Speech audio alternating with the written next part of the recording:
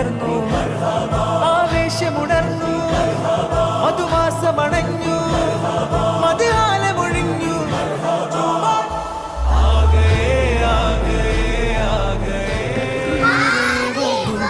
വിടർന്നല്ലോ പൂമ്പാറ്റകളാ മധുരം നുണയാൻ പാറിയണഞ്ഞല്ലോ.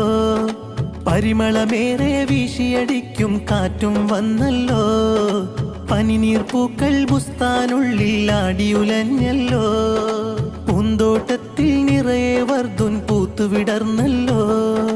പൂമ്പാറ്റകളാ മധുരം നുണയാൻ പാറിയണഞ്ഞല്ലോ. പരിമളമേറെ വീശിയടിക്കും